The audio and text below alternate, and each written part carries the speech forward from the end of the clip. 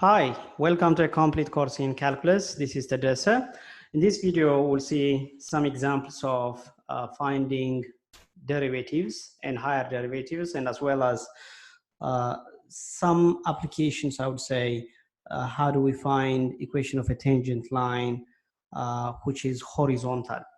So let's start with the first example. The first example here says, let's f be the function defined by 5x minus 9 divided by square root of x. Now we want to find the derivative of this function. So now maybe just by looking at this function, we may think, oh, that is a quotient, right? It's 5x minus 9 divided by radical x. I can use quotient rule. There's nothing wrong with that. You can do that. But do I have to do always quotient rule? The answer is no. See first if you can simplify, because if you are trying to use a quotient rule, then you need to find the derivative of the first times the second minus the first times the derivative of the second divided by the second squared, all that. Instead of that, see first if you can simplify.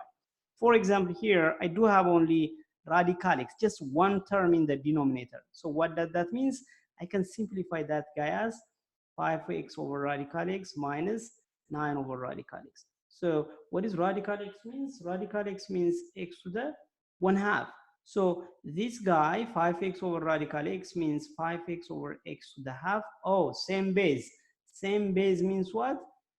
It is subtraction, law of exponent.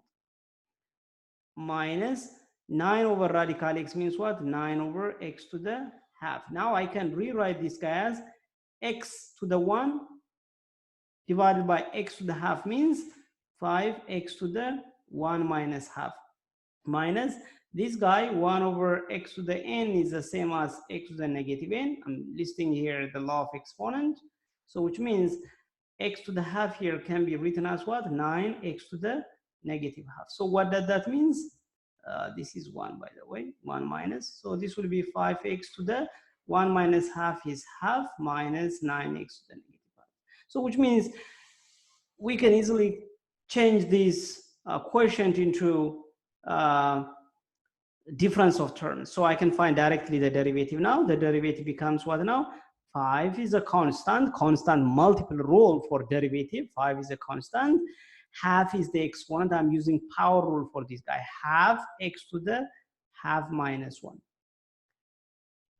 Minus 9, constant again. Negative half x to the minus half minus 1. So you see, I'm just using power rule, no quotient rule. So 5 times half is 5 over 2. Half minus 1 is negative half, minus, with minus it will be plus. I have 9 over 2, x to the negative half minus 1 is what?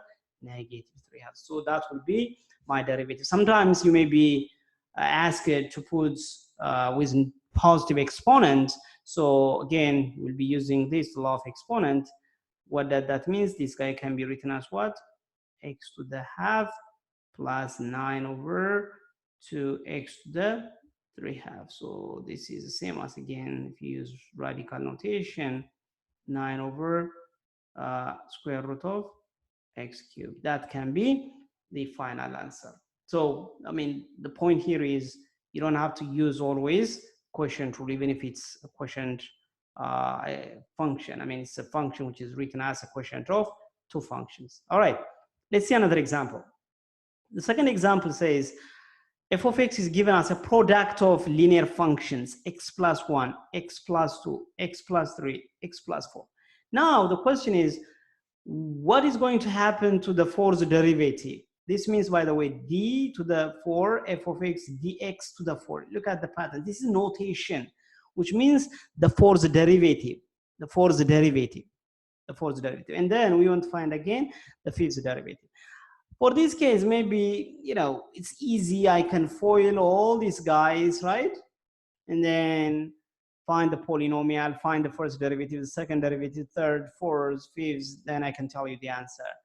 What if I have like a linear product of 100 factors? How do you do that? I mean, are you going to multiply?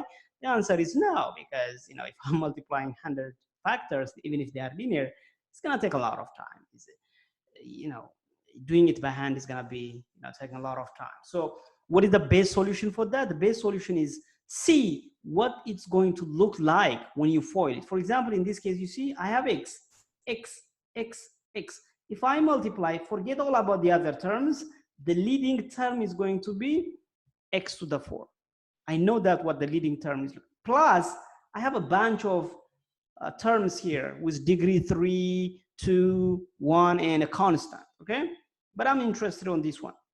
So if I'm looking for the fourth derivative, imagine if I have x cubed, what is the derivative? The first derivative, 3x squared. This is the first one.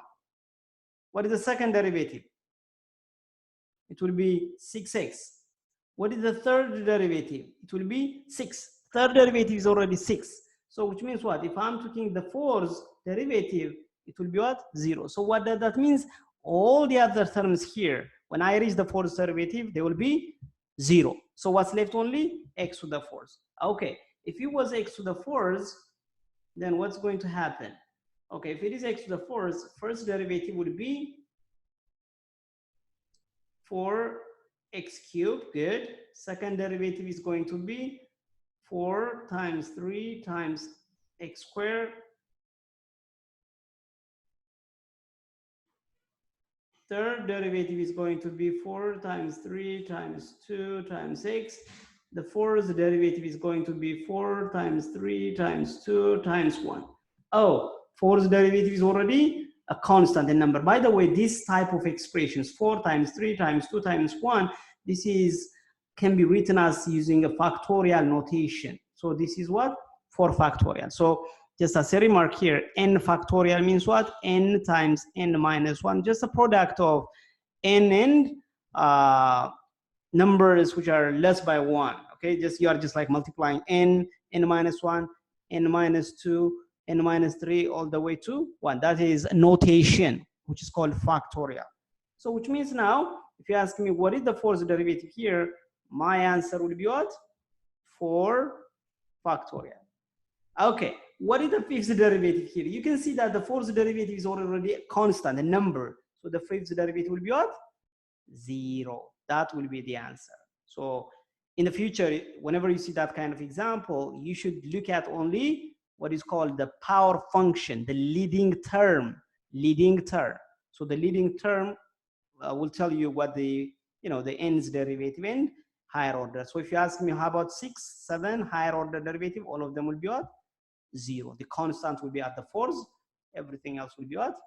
0. Good.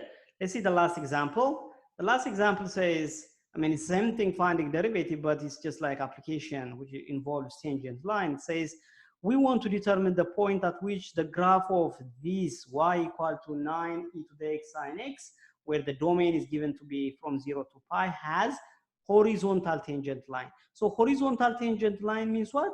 The slope of the tangent line, the horizontal tangent line, which is nothing but the derivative, right? The derivative equal to what? 0. So we want to determine the point of tangency at which this graph has horizontal tangent line. So horizontal tangent line means what? The slope, which is the derivative, equal to 0. So which means I have to find the derivative of y. So what is y prime? So m equal to y prime equal to, now how do you find the derivative of this? I have to use product rule. So what is the derivative of 9 e to the x? Itself. Derivative of e to the x is itself times the second function, which is sine x, plus 9 e to the x. What is the derivative of sine x? Cos x. So this guy must be what? 0. You can see that 9 e to the x is common. So I will have what? Sine x plus cos x equal to 0. We are solving now this equation. But we know that exponential functions are always different from 0. So for a product, for these two products to be 0, because this guy will never ever be 0, the only possibility is what? The second piece, which is sine x plus cos x, must be 0. Now this is a trigonometric equation. This is a trigonometric equation. So what do I do? Well, there are so many ways to do it. One way will be move cos x to the other side. So that will give you what? Sine x equal to minus cos x. Divide both sides by cos x. Now you may say, hold on. Why are you dividing by cos x? Are you sure that it will be different from 0 always on the interval 0 to pi? You can see here, this is the graph of cos x. Then the answer is no, x must be what? Different from pi over 2. Other than pi over 2, cos x is non-zero. So I'm just, restricting, okay, I'm dividing for all x, not pi over 2. So here I have sine x over cos x. What is sine x over cos x? Tan x equal to -1. Now, where is tan x be negative? So if you remember from trigonometry, every trig will be positive in the first quadrant.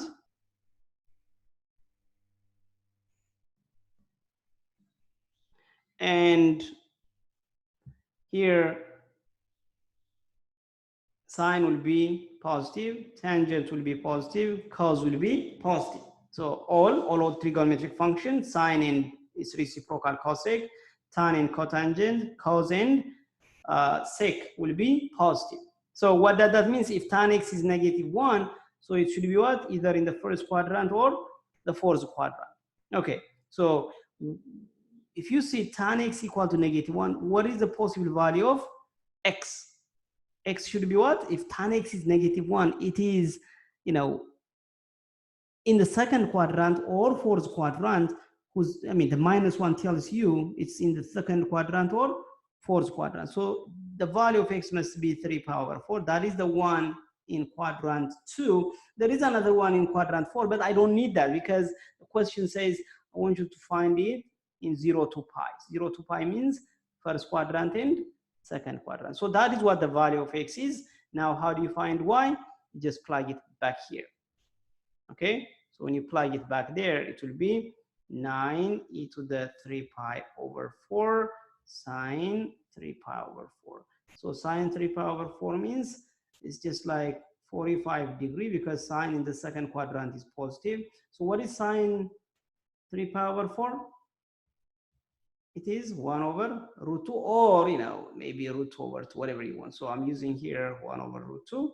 So the answer is what? 9e to the 3 pi over 4 divided by root 2. So the point of tangency will be what?